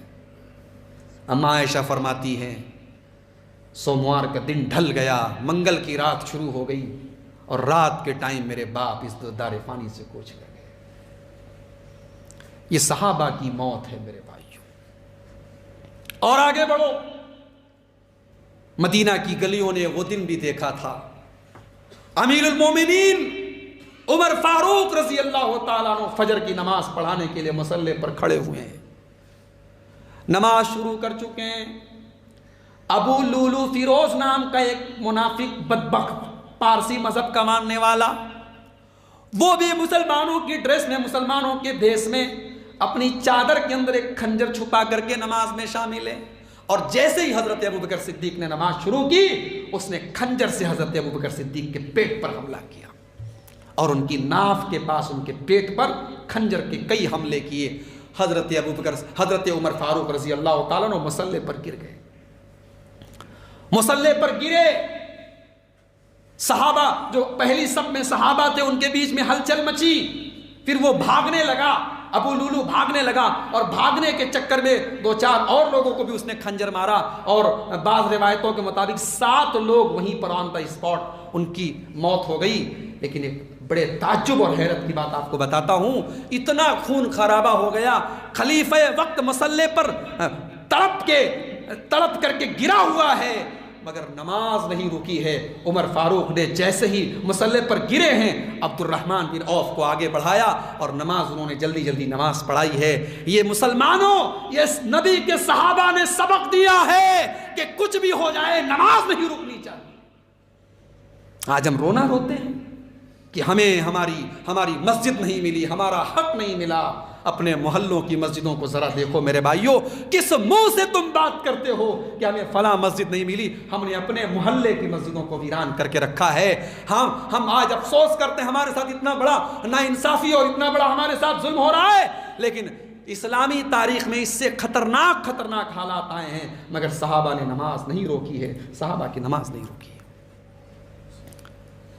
حضرت عبد الرحمن بن عوف نے سلام پھیرا، جلدی سے نماز پڑھائی، سلام پھیرا، اور عمر فاروق کو اٹھا کر کے گھر لایا گیا، حکیموں کو بلایا گیا، طبیبوں کو بلایا گیا، عمر فاروق کے پیٹ کو چیک کیا گیا۔ اس زمانے کے جتنے طبیب تھے، جتنے وید تھے، جتنے حکیم تھے، انہوں نے عمر فاروق کی یہ کنڈیشن دیکھ کر کے کہا اب ان کا بچنا بہت مشکل ہے، ان کا ٹائم آ چکا ہے۔ عمر فاروق رضی اللہ تعالیٰ عنہ نے ہوش میں آنے کے بعد پہلا سوال کیا، میرے اوپر حملہ کرنے والا کون تھا؟ مسلمان تو نہیں تھا؟ نہیں ہے امیر المومنین، آپ کے اوپر حملہ کرنے والا ابو لولو پارسی مجوسی مذہب کا ماننے والا تھا۔ کہا اے اللہ تیرا شکر ہے تو نے عمر کی موت کسی مسلمان کے ہاتھ پر نہیں لکھی۔ اس کے بعد اپنے بیٹے عبداللہ بن عمر کو بلایا، کہا بیٹے عبداللہ جاؤ میری ماں ام المومنین عائشہ صدیقہ کو میرا سلام پہنچاؤ اور کہو کہ عمر اجازت چاہتے ہیں کہ اپنے دونوں ساتھیوں کے بغل میں دفن ہونا چاہتے ہیں، وہ کمرہ آپ کا ہے، وہ حجرہ آپ کا ہے، آپ کی اجازت چاہتے ہیں، آپ اجازت دیں گی عمر دفن ہوں گے، آپ اجازت نہیں دیں گی عمر مسلمانوں کے قبرستان میں دفن ہوں گے۔ اس کے بعد ایک نوجوان آتا ہے، نوجوان کے پائجامہ جو ہے اس کا ٹخنے کے نیچے تھا۔ عمر فاروق زندگی کی آخری سانسیں لے رہے ہیں، مرض الموت میں ہیں، اس نوجوان کے کپڑے کو دیکھتے ہیں، پائجامے کو دیکھتے ہیں، کہتے ہیں اے نوجوان ارفع ثوبک، اپنا پائجامہ اوپر کرو، اپنا پائجامہ اوپر کرو، اس میں کپڑے کی صفائی بھی ہے اور اسی میں تقویٰ ہے۔ سبق یہ ملا مسلمان کسی کو غلط کام کرتے ہوئے دیکھے تو چاہے وہ کتنی بڑی مصیبت میں ہو، اس غلط کام سے روکنے کی کوشش کرنا یہ مسلمان کی ذمہ داری ہے۔ حضرت عمر نے اس نوجوان کو اسبال ازار کرتے ہوئے کپڑے کو ٹکنے کے نیچے دیکھا تو اس کریٹیکل سچویشن میں اور اس نازک گھڑی میں بھی اس کو سمجھانا ضروری سمجھا۔ اس کے بعد ایک اور نوجوان آیا اور بعض روایتوں کے مطابق عبداللہ بن عباس رضی اللہ تعالیٰ عنہ آئے اور کہنے لگے امیر المومنین آپ اتنے پریشان کیوں ہیں، آپ اتنے صدمے میں کیوں ہیں، آپ اتنے دکھی کیوں ہیں؟ آپ تو اللہ کے نبی کے اتنے بڑے صحابی ہیں، آپ نے اسلام کی مدد کی ہے، آپ نے نبی کا ساتھ دیا ہے، آپ نے نبی کے ساتھ جہاد کیا ہے، اور نبی کے انتقال کے بعد جب ابو بکر صدیق کو خلیفہ بنایا گیا تب بھی آپ نے ان کی مدد کی ہے، ان کا ساتھ دیا ہے۔ پھر جب مسلمانوں نے آپ کو اپنا خلیفہ چنا ہے تو اے امیر المومنین آپ نے بہت اچھے طریقے سے حکومت کی ہے، آپ نے اسلام کی مسلمانوں کی ترقی کا کام کیا ہے، آپ کو تو اللہ تعالیٰ کے یہاں مغفرت مل جائے گی، آپ کو ٹینشن لینے کی ضرورت نہیں ہے۔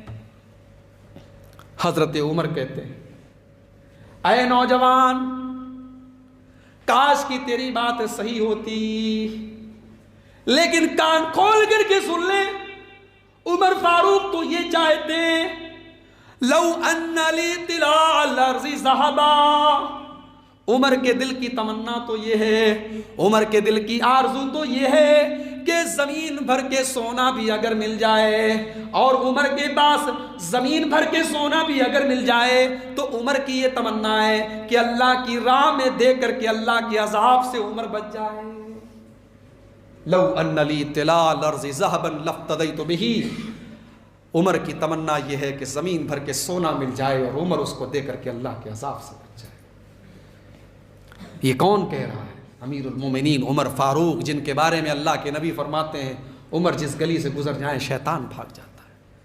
ہماری اور آپ کی کیا اوقات ہے میرے بھائی، ہماری اور آپ کی کیا حیثیت؟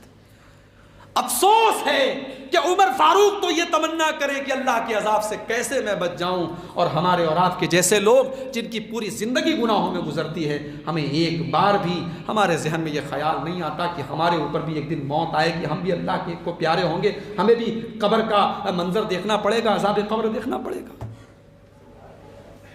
ایک آخری بات بیان کر کے بات ختم کرتا ہوں میرے پیارے ساتھی۔ عثمان غنی رضی اللہ تعالیٰ عنہ اللہ کے رسول کے بڑے مشہور صحابی ہیں، داماد ہیں اللہ کے رسول کے۔ عثمان غنی رضی اللہ تعالیٰ عنہ جب کسی قبر کو دیکھتے تھے قبر کے پاس کھڑے ہو جاتے تھے اور زار و قطار رونے لگتے تھے۔ سوال کرنے والوں نے سوال کیا ہے عثمان غنی، جنت کا ذکر ہوتا ہے تو آپ نہیں روتے ہیں، جہنم کا تذکرہ ہوتا ہے تو آپ نہیں روتے ہیں، لیکن ہم یہ دیکھتے ہیں کہ آپ کسی قبر کے پاس جاتے ہیں تو زار و قطار اور رونے لگتے ہیں، آخر کیا بات ہے؟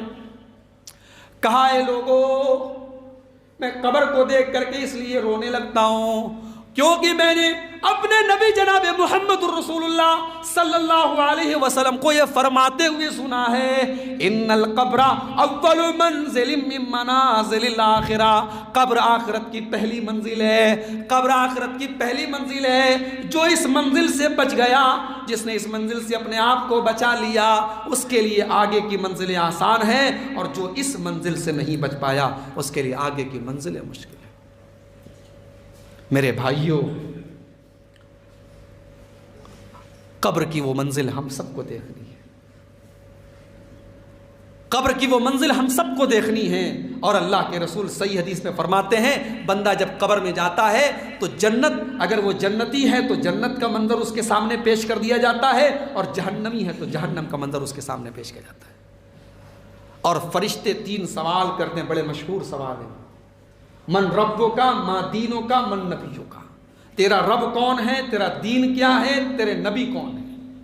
اور ان 3 سوالوں کا اگر بندہ صحیح جواب دے دیتا ہے تو جانتے ہو فرشتے کیا پوچھتے ہیں کہ تمہیں ان 3 سوالوں کا جواب کیسے معلوم ہوا؟ تو بندہ کہتا ہے قرأت کتاب اللہ، میں نے اللہ کی کتاب کو پڑھا تھا۔ یہ نہیں کہا کہ سنا تھا۔ سنے سنائے مسلمان مت بنو، پڑھو، اور رب کے قرآن کو پڑھو، نبی کی حدیثوں کو پڑھو، تحقیق کرو۔ آج ہمارے افسوس کی بات ہے، امت کا ایک بڑا طبقہ اسی میں مست ہے اور اس کو مست بنا دیا گیا ہے۔ ارے تم نے جو سنا ہے اسی پر عمل کرو، تم سنے سنائے مسلمان کرو۔ قبر کے اندر سنے سنائے مسلمان نجات، سنا سنایا اسلام ہمیں نجات نہیں دے گا، ہم جو پڑھ کر کے سمجھ کر کے جس اسلام پر عمل کریں گے وہ اسلام ہمیں بچائے گا۔ بندہ اگر جواب دیتا ہے میرا رب اللہ ہے، میرا دین اسلام ہے، میرے نبی محمد صلی اللہ علیہ وسلم ہے، تو اللہ کے نبی فرماتے کہ اللہ تعالیٰ کہتا ہے میرے بندے کے لیے جنت کا بستر بچھا دو، جنت کا لباس پہنا دو، جنت کا دروازہ کھول دو، اب قیامت تک وہ رہے گا تو اپنی قبر میں، یا وہ اس جگہ رہے گا جو برزخ کی دنیا میں اور برزخ کی زندگی میں جو جگہ اس کو دی جائے گی۔ کوئی ضروری نہیں کہ ہم نے جس قبرستان میں دفن کیا ہے اسی کے نیچے کی جو جگہ ہے وہی اس کی قبر ہے۔ میں پھر سے بتا رہا ہوں کہ قبر کی زندگی کا تعلق غیب سے ہے، اس دنیا کو ہم اپنی دنیا پر قیاس کر ہی نہیں سکتے، وہ ایک الگ ورلڈ ہے، وہ ایک الگ دنیا ہے، وہ ہمارے امیجینیشن سے اور ہمارے تصور سے آگے کی چیز ہے۔ اللہ کے نبی فرماتے ہیں کہ بندے نے اگر صحیح جواب دیا ہے، قبر کے اندر جنت کا دروازہ کھول دیا جاتا ہے، جنت کا بستر اس کے لیے بچھایا جاتا ہے، جنت کا لباس اس کو پہنایا جاتا ہے، اور اگر بندے نے جواب نہیں دیا، اگر بندے کا عمل صحیح نہیں تھا، عقیدہ صحیح نہیں تھا، وہ تو دنیا سے رٹ کے جائے ربی اللہ دینی الاسلام، وہ دنیا سے رٹ کے جائے میرا رب اللہ ہے، میرا دین اسلام ہے، میرے نبی محمد ہیں، تب بھی وہ وہاں جواب نہیں دے پائے گا۔ اور پھر اس کے بعد اللہ کے پیارے نبی فرماتے ہیں کہ اللہ کی طرف سے آواز آئے گی میرے اس بندے کے لیے جہنم کا لباس اس کو پہنا دو، جہنم کا بستر اس کے لیے بچھا دو، اور جہنم کی کھڑکی اس کے لیے کھول دو۔ میرے پیارے ساتھیوں، یہ قبر کے اندر 2 الگ الگ طریقے کے منظر ہیں۔ اللہ سے دعا کرو اللہ ہم سب کو عذاب قبر سے بچائے۔ اللہ کے پیارے نبی اس امت کا سب سے بڑا فتنہ آپ نے دجال کو بتایا، اس امت کا سب سے بڑا فتنہ دجال ہے، لیکن آپ نے ساتھ میں یہ بھی فرمایا کہ اے میری امت کے لوگوں، انکم تفتنون فی قبورکم، تمہیں تمہاری قبروں کے اندر بھی آزمایا جائے گا، تمہاری قبر کے اندر بھی عذاب ہوگا، تمہاری قبر کے اندر بھی آزمائش ہوگی، اور یہ فتنہ عذاب قبر کا فتنہ بھی اتنا بڑا فتنہ ہے، اللہ کے نبی نے فرمایا، بخاری اور مسلم کی روایت ہے، قریبا من فتنۃ الدجال، یہ دجال کے فتنے سے قریب ہے یہ فتنہ۔ اسی لیے اللہ کے پیارے نبی اپنی ہر نماز میں دعا کرتے تھے، اللہ سے پناہ مانگتے تھے قبر کے عذاب سے۔ میرے پیارے ساتھیوں، یہ چند اہم باتیں تھیں موت کے تعلق سے اور قبر کے تعلق سے۔ آئیے ہم اللہ تعالیٰ سے دعا کریں، رب العالمین ہم سب کو موت سے عبرت اور نصیحت حاصل کرنے کی توفیق نصیب فرمائے۔ رب العالمین ہمیں اپنی زندگی میں موت کے بعد والی زندگی کو بہتر بنانے کی توفیق عطا فرمائے۔ رب العالمین ہمیں جس طریقے سے ہم اپنے بچوں کے لیے، اپنی پراپرٹی کے لیے، اپنے مال کے لیے، اپنے کاروبار کے لیے محنت کرتے ہیں، رب العالمین ہمیں آخرت کی بھی تیاری کرنے کی توفیق نصیب فرمائے۔ جو ہم میں بیمار ہیں اللہ سب کو شفائے کامل عاجل عطا فرمائے۔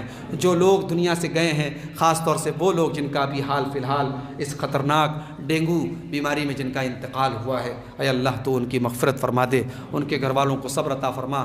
رب العالمین یہ پروگرام ہر سال کی طرح اس سال بھی جن بھائیوں کی محنتوں اور تعاون سے منعقد ہوا ہے اور جنہوں نے جس قسم کا بھی اس پروگرام میں تعاون کیا ہے، اے اللہ ان کی ان کوششوں کو قبول فرما، ان کے مال و منال میں برکت نصیب فرما۔ جو ہم میں روزی روٹی سے پریشان ہے، کاروبار سے پریشان ہے، رب العالمین ان کی روزی روٹی میں برکت نصیب فرما۔ اے اللہ ہماری ماں و بہنوں کو بھی دین پر اور ایمان کی راہ پر چلنے کی توفیق نصیب فرما۔ اے اللہ انہیں حضرت عائشہ، حضرت فاطمہ اور حضرت مریم کا کردار اپنانے کی توفیق نصیب فرما۔ رب العالمین آج ہمارے ملک کا ماحول بے حد پریشان کن ہے اور ملک کا امن اور چین برباد کرنے کی کوششیں ہو رہی ہے۔ اے اللہ تو ہمارے اس ملک، ہمارے اس وطن کو ظالموں کے ظلم سے اور فتنہ پروروں کے فتنوں سے بچا لے۔ اے اللہ ہماری مسجدوں کی حفاظت فرما، اے اللہ ہمارے دینی اداروں کی حفاظت فرما، اے اللہ ہمارے علماء کی حفاظت فرما، اے اللہ ہمارے جان و مال، ہمارے عزت و آبرو کی حفاظت فرما۔ اے اللہ ہماری زندگی کی آخری سانس تک اس ملک میں اپنے دین پر پوری آزادی اور اختیار کے ساتھ ہمیں عمل کرنے کی توفیق عطا فرما۔ رب العالمین اس ملک کے امن اور چین کو جو لوگ ختم کرنا چاہتے ہیں، ایسی طاقتوں کو تو نیست و نابود کر دے، ایسی طاقتوں کو تو ناکام اور نامراد کر دے۔ پروردگار جو ہم میں قرض دار ہیں، قرضوں سے پریشان ہیں، تو ان کے قرضوں کی ادائیگی فرما دے۔ اے اللہ جو کسی بھی قسم کی ذہنی اور جسمانی تکلیف اور بیماری میں ہیں، اللہ ان کی تکلیفوں کو دور فرما دے۔ الہ العالمین جو ہم میں بے نمازی ہیں ان کو نمازی بنا دے۔ رب العالمین ہمارے دلوں میں اپنے نبی کی سچی محبت پیدا فرما دے، نبی کریم کے صحابہ اور ان کے اہل بیت کی سچی محبت پیدا فرما دے۔ اے اللہ مرتے دم تک ہمیں شرک سے بچا، مرتے دم تک ہمیں بدعات و خرافات سے بچا، مرتے دم تک اپنے نبی کے سنت اور اپنے نبی کے صحابہ کے منہج پر ہمیں چلنے کی توفیق نصیب فرما۔ اے اللہ امت کی صفوں میں اتحاد و اتفاق پیدا فرما دے۔ اے اللہ سب کو اتحاد و اتفاق کے ساتھ قرآن اور حدیث کو سمجھنے اور قرآن اور حدیث کے پلیٹ فارم پر آنے کی توفیق نصیب فرما۔ رب العالمین ہمیں جب تک تو دنیا میں زندہ رکھ، اسلام پر زندہ رکھ، اور ہم سب کا خاتمہ ایمان پر ہو، آمین۔ وآخر دعوانا ان الحمد للہ رب العالمین۔ السلام علیکم ورحمۃ اللہ وبرکاتہ۔